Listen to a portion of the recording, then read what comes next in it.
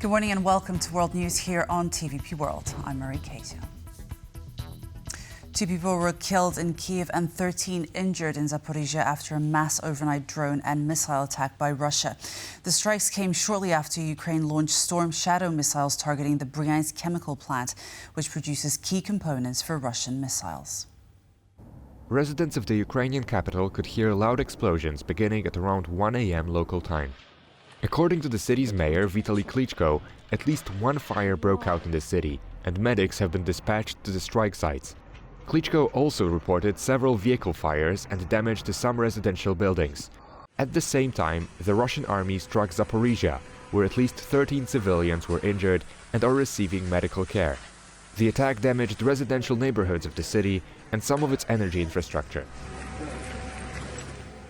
U.S. President Donald Trump said on Tuesday that he did not want a, quote, wasted meeting with his Russian counterpart Vladimir Putin. Trump's comment comes after his planned summit in the Hungarian capital with Putin was put on hold.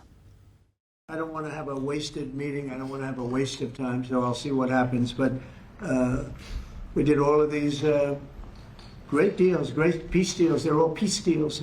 Agreements, solid agreements, every one of them. But this one, and I said, go to the line, the battlefield lines, and you pull back and you go home, and everybody take some time off, because you got two countries that are killing each other. Two countries that are losing 5,000 to 7,000 soldiers a week. So we'll see what happens. We haven't made a determination. The General Staff of the Armed Forces of Ukraine said late on Tuesday that its forces had attacked a chemical plant in Russia's southwestern Bryansk region, often described as vital to Moscow's war effort. In a statement on Telegram, officials said that the strike included Franco-British Storm Shadow air-launched missiles. The Kyiv Independent reports that the Bryansk Chemical Plant produces gunpowder, explosives and rocket fuel components that Russia uses in ammunition and missiles launched against Ukraine. Military officials said the impact on the chemical facility is still being evaluated. NATO Secretary General Mark Rutte is due to meet with President Donald Trump in Washington later on Wednesday. The alliance leader flew to the US on Tuesday. His trip came as discussions between America and Russia over a planned summit between Trump and Vladimir Putin on the war in Ukraine foundered. A Western official speaking on condition of anonymity told Reuters news agency that Rutte planned to present to Trump the European views on a ceasefire and any subsequent peace negotiations. A Polish website, RMF24, reports that there will be no media interviews after the meeting. Ukrainian President Vladimir Zelenskyy said on Tuesday that Russia has become less interested in diplomacy due to the postponement of Tomahawk missile deliveries to Kyiv. The statement comes after European leaders called on the United States to hold firm in demanding an immediate ceasefire in Ukraine. According to EU officials, the present battle lines should serve as the basis for any upcoming negotiations. Russia is once again doing anything to avoid diplomacy. And as soon as the question of long-range weapons for Ukraine was closed, Russia almost automatically became less interested in diplomacy. We had a meeting with the President of the United States of America.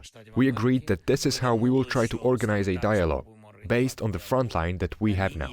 This was the signal from President Trump to his team. It was also public. The front line can be the beginning of diplomacy. Plans to use frozen Russian assets for a reparation loan to Ukraine may soon go ahead after Belgium agreed not to block the proposal. The Belgian government had reportedly been concerned about the legality of the process on account of the frozen assets being kept in a Belgian bank. EU leaders are expected to ask the European Commission to draft a proposal that will serve as the basis for future decisions.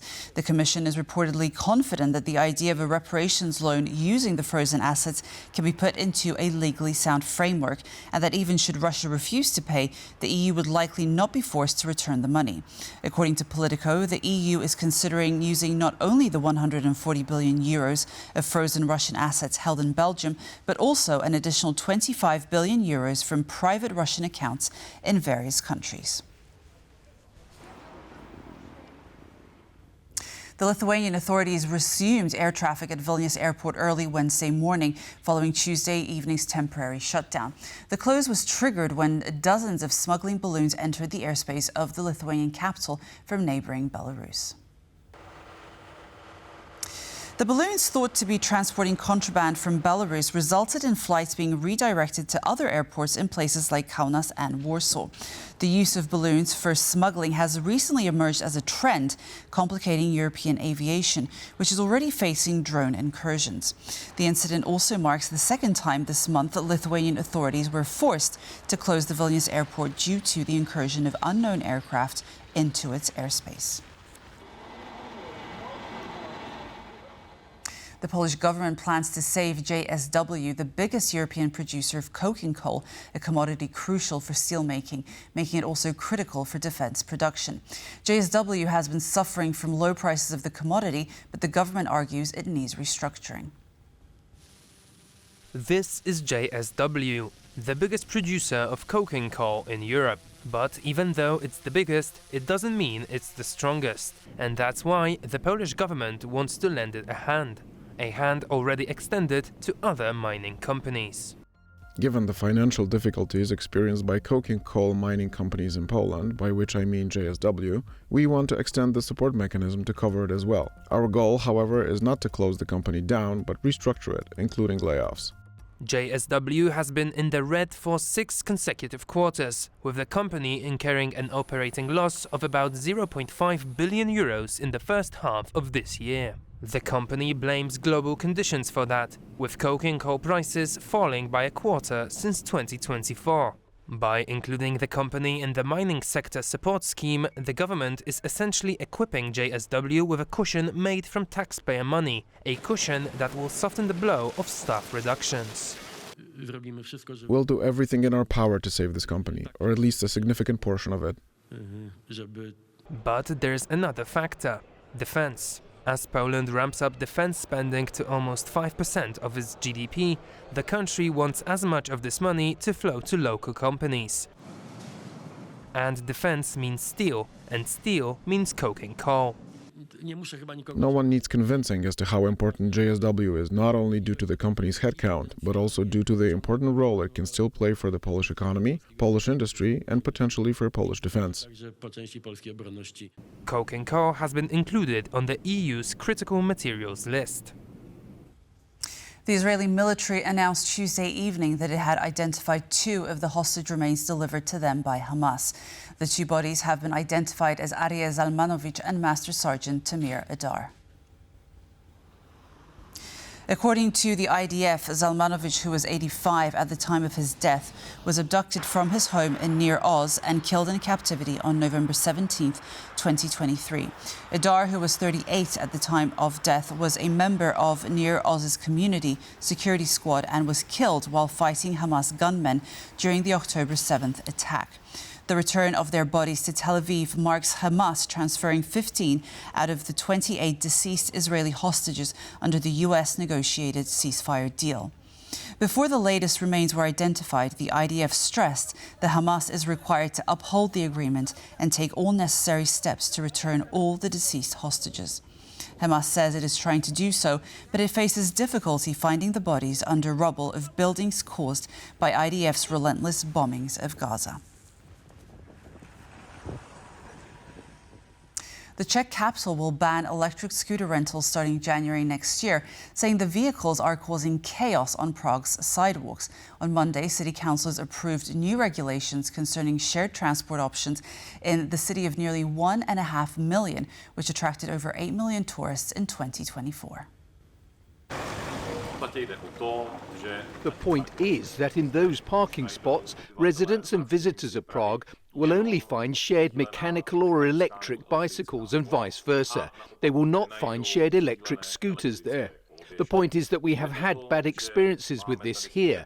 We've had several very serious accidents, many violations have been committed, and the scooters are often left scattered around the city. It is more of a tourist attraction than a means of real transportation. I think what bothered us the most was not so much the traffic itself, but the recklessness with which the scooters were used, and especially parked, when users, even under the influence of alcohol, would ride not on the streets but on the sidewalks, where it is of course very dangerous, and collisions and various accidents occurred quite often. I think it's okay that the municipality banned it, because otherwise you wouldn't even walk on the sidewalk in the center. I personally don't mind it, but I think it will benefit older people who won't be so scared anymore. Leaders of 6 Balkan states are due to meet British and EU officials in London today for talks on migration, security and economic growth. Before the meeting, the officials will meet with King Charles III and Prime Minister Keir Starmer. Delegations from Albania, Bosnia and Herzegovina, Kosovo, Montenegro, North Macedonia and Serbia are attending the summit as part of the Berlin process. Launched in 2014, its goal is to keep the Western Balkan countries working towards their EU membership. During the meeting, the British Prime Minister is hoping to make progress on tackling drug trade, bolstering Western Balkans nations' defences and curbing illegal migration. British officials are also seeking countries willing to host return hubs where rejected asylum seekers could be held until their deportation. Leaders of Albania and Montenegro, however, are both reluctant to have such hubs on their soil, with Albanian Prime Minister Edi Rama saying, "When it comes to the hubs, or whatever they are called, I've said it and I repeat, never in Albania."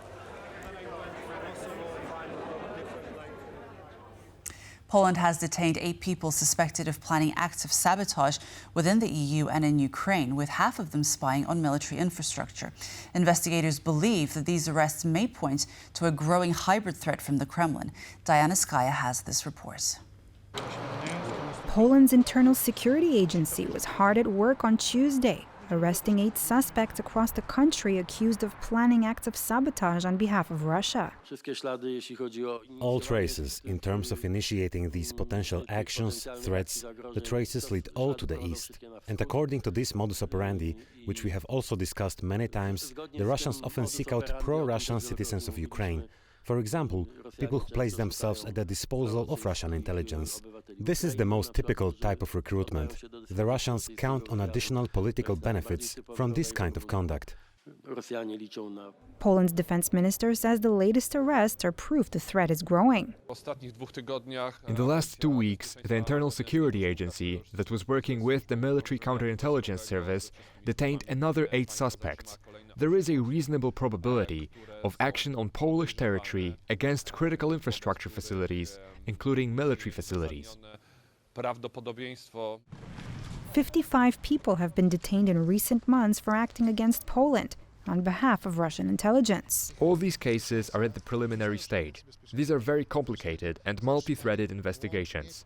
Among those detained, the last one is a 21-year-old Ukrainian. He lived here, not far from Warsaw, and worked in a warehouse. He and his colleagues, 2 other Ukrainians, according to preliminary information, created a kind of trail where they would send explosives through Poland and Romania to Ukraine.